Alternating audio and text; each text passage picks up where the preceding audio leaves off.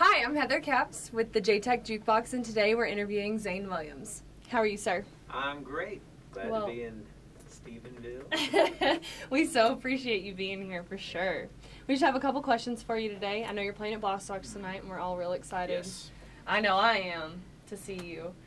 So tell me kind of how you got started in music. I got a girlfriend and a guitar about the same time, and I started writing songs for her mainly. So my first little amateur album that I made was all about falling in love. And then the second one was all about breaking up and getting my heart broken. And then so I just did it in college as a hobby, and I made a couple of very amateur records, which I hope that you out there will never hear. Don't search for them on eBay. Someone might actually be selling one.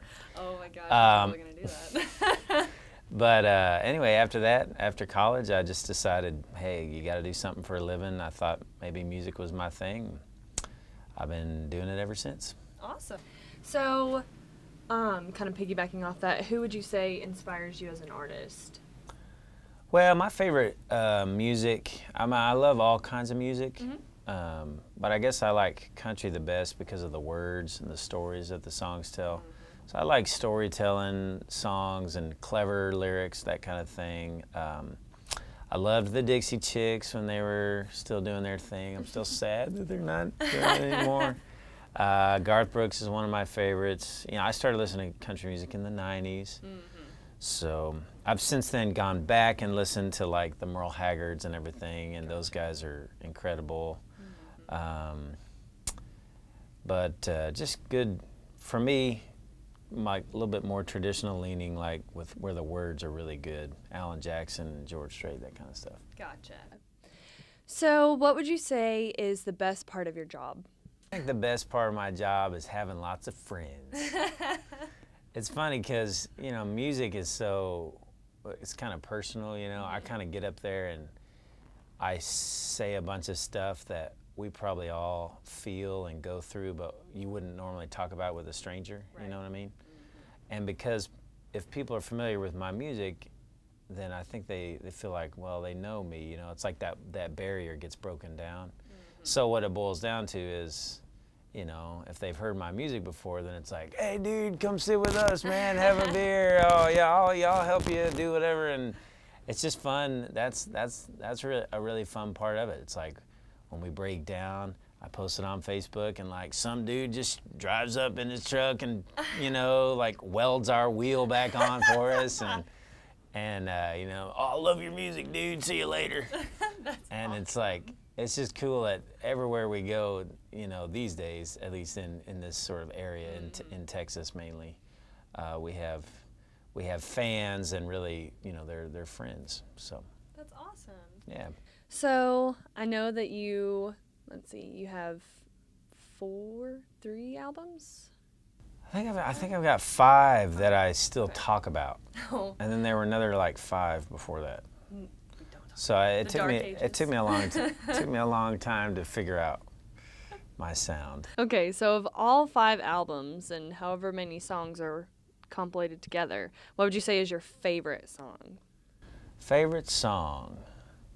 The one that pops into my head right this minute is one called "While I Was Away," just because, you know, it's I'm a dad. I've got a couple of young kids, and I wrote that about how fast they grow up, you know, while you're gone.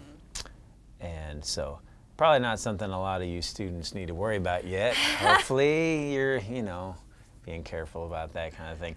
But someday when you have kids and stuff, they'll tug at your heart like nothing else does. And, you know, if you work a lot, like a lot of people do, I guess that's another reason I love the song, because it's personal for me, but so many people, you know, really say how much it means to them too, because I think a lot of people are in the same boat.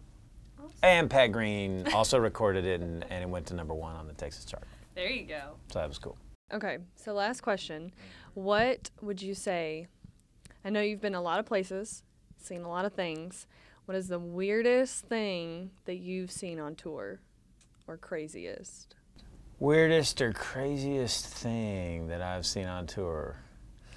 Your face says it all. Your face just says it all. Well, I don't know if this is the weirdest thing, but there was a pretty epic bar fight last time we played in Stephenville. Oh, gosh. At Bostock. Oh, no. Yeah, my sound guy was first alerted to it when beer splattered on the back of his head. He turned around, and it was like, we're playing our last song, kind of an encore song.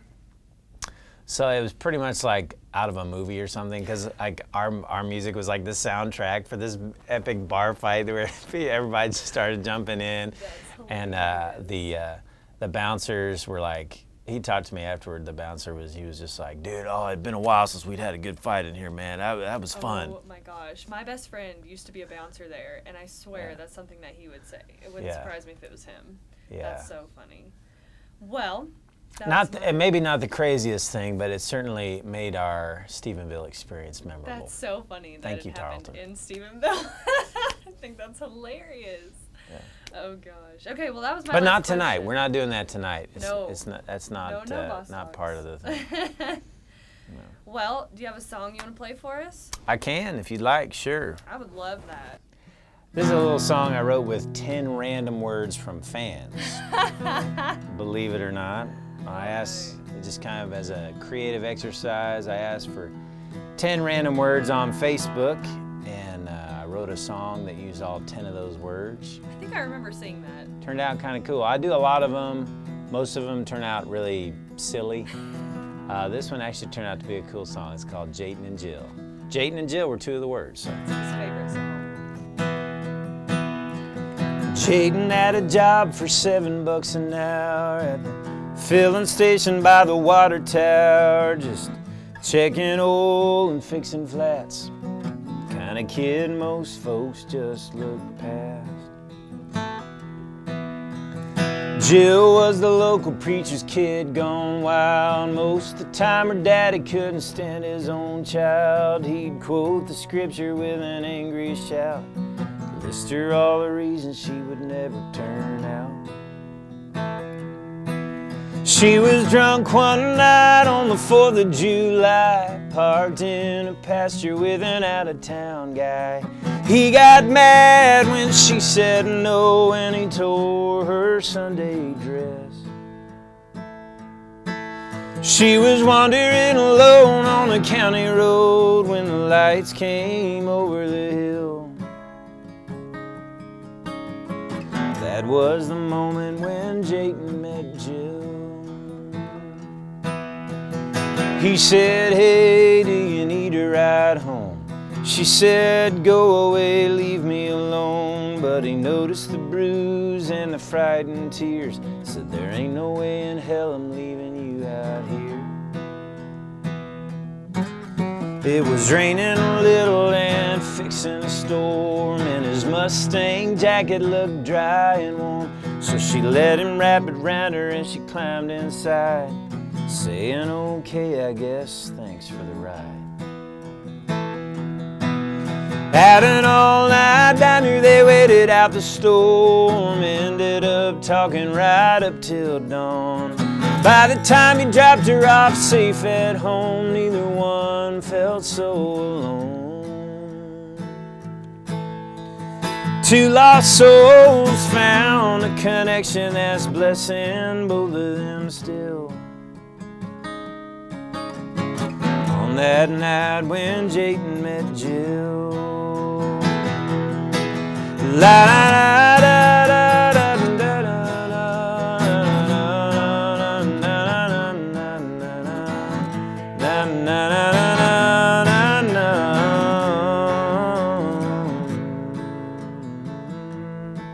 And what Jayton never told her about that night is how he'd taken his dad's old 45.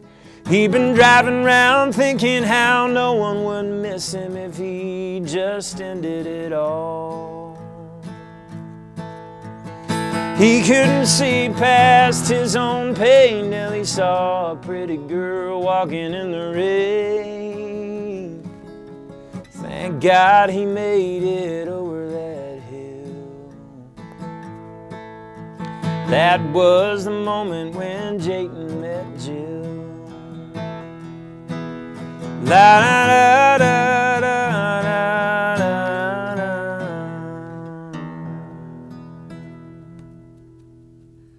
Oh, I have chills. Oh, chills. That song is so beautiful. All right. Zane Williams tonight at Bostocks. Be there or be square.